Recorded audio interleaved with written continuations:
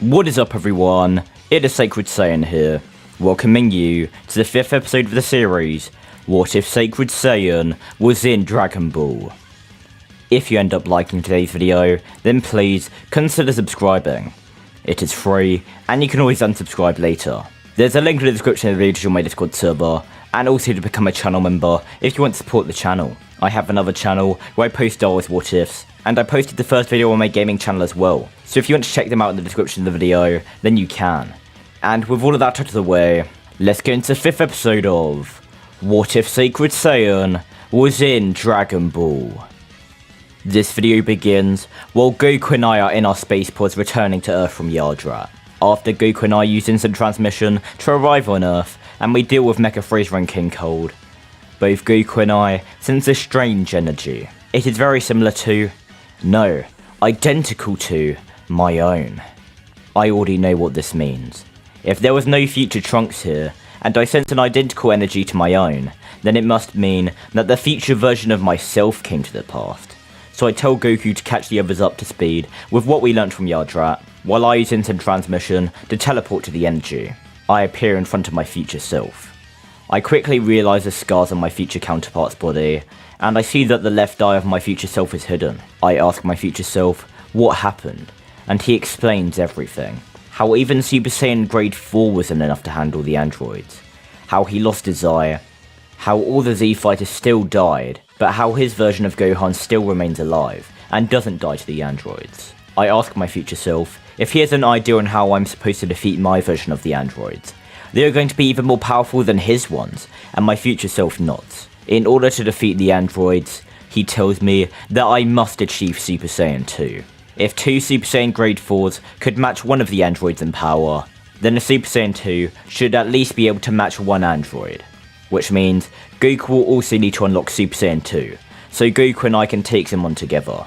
I ask my future self how I'm supposed to both master Super Saiyan and go further beyond to unlock Super Saiyan 2 in only 3 years. Well, he hasn't been able to do that for the entire time he has been fighting the androids. My future self then tells me it is quite simple. I have the knowledge to not be arrogant in this upcoming fight, while he didn't. My future self then tells me that he will return with Gohan when the androids arrive, and he then departs, returning to his timeline, and then I go to the others, and this time I can actually explain the threat of the androids without being suspicious, and this time I know I have to make sure everyone gets stronger. I first use instant transmission to teleport all the human fighters along with Piccolo to King Kai's planet, in order for them to learn the Kaioken and for the human fighters to train their bodies. After Piccolo learns the Kaioken, I bring him back to Earth, while leaving the humans there, and Piccolo then joins training with me, Goku and Gohan. I want Gohan to also unlock Super Saiyan in this time, so while Goku and I stay in Super Saiyan for as long as possible to try and unlock Super Saiyan Grade 4, we are also giving Gohan pointers to achieve Super Saiyan for himself, while Piccolo aggressively battles him. Eventually, it works, and Gohan unlocks Super Saiyan, and he begins to train to unlock Super Saiyan Grade 4, while Goku and I begin to train towards Super Saiyan 2, and we are on the cusp of doing so. However, we run out of time, as we reach the day where the androids arrive. I also forgot to mention that I still use the Dragon Balls to remove Goku's heart virus. With that being said, we now head to the city where the androids arrive. The humans have come back from King Kai's planet, ready to show what they have learned, especially Tien, as he wants to show me that he hasn't fell behind. Everyone spreads out. I stay with Yamcha, as I know he will be the first one to encounter the androids, and once I spot Jiraiya and Android 19, I quickly power up to Master Super Saiyan, and I rush towards the pair, then shouting for Yamcha to find the others and bring them here. Yamcha says that he can fight too, and I say I know that, but it could take more than the both of us to win this fight. Yamcha reluctantly agrees, and flies off, leaving me to battle the 2 androids alone. However, it seems like I overestimated these androids' abilities, as I am able to handle myself against both of them with minimal effort. I quickly destroy Android 19, and I allow Jiraiya to run away, so I can follow him to his lab. I can sense the others flying a short distance behind me, so I know it is fine for me to continue forward. And while I'm flying, my future self along with future Gohan appear beside me. They used instant transmission to teleport to me as soon as they arrived in this timeline, and I ask the pair if they are ready for what they are about to face. Future me nods, saying even if these androids will be stronger than his are, he won't give up. Future Gohan agrees as the three of us continue forward, eventually arriving at Jiro's lab, which has just exploded. Android 17 killed Dr. Jiro, and then Android 17, Android 18, and Android 16 exit the destroyed ruins of the lab. Future Gohan and the future me get infuriated as soon as they see the androids, both of them instantly transforming into Master Super Saiyan and rushing towards the androids.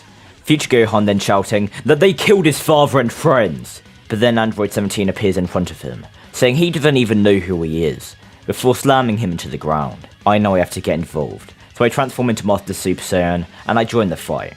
All three of us taking on Android 17 and Android 18, while Android 16 waits on the sidelines. He is only programmed to destroy Goku, not the others. We are losing against the androids, when the other Z fighters arrive. Goku and Gohan are already in Master Super Saiyan, and future Gohan tears up at the sight of his father. However, this reunion is short-lived, as the moment Goku arrives, Android 16 rushes towards him and begins to attack him, and Goku takes on Android 16, while the other Z fighters come to help against the other androids. Piccolo and Tien activate Kaioken and join the fray, while Krillin stands there, frozen and just watching the fight.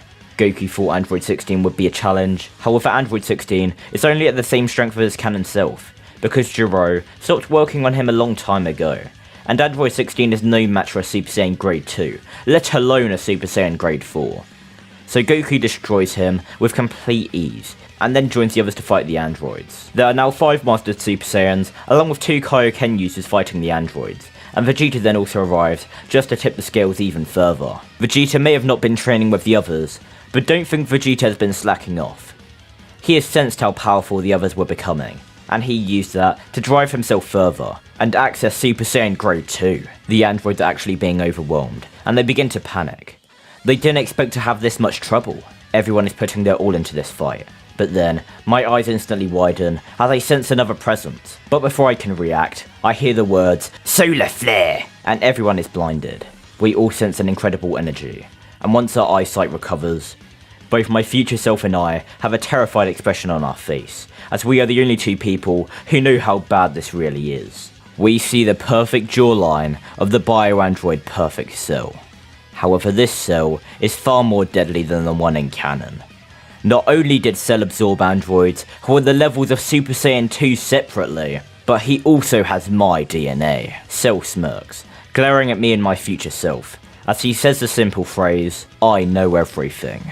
Cell then says that he thinks he will make things a bit interesting and hosts the Cell Games. He knows that we will use the time chamber to train, and he welcomes the challenge, because unlike the other version of himself, he truly is perfect. However, he knows he still needs to grow stronger, thanks to the memories that I so generously gifted him. Cell then begins to fly off, but before he does, he gives the Z Fighters one final message. Cell tells them all that I knew about everything that has happened, and is going to happen, and I didn't stop it. All the people who have died since they have known me, they could have all been saved. Cell then flies off, and both my future self and I are standing there, paralysed. Everyone is looking at us, and future Gohan simply mutters, he could have saved his friends. And this is where we're going to end off this part. Hopefully you guys enjoyed the video, and if you did, then make sure to like, comment, and please do subscribe.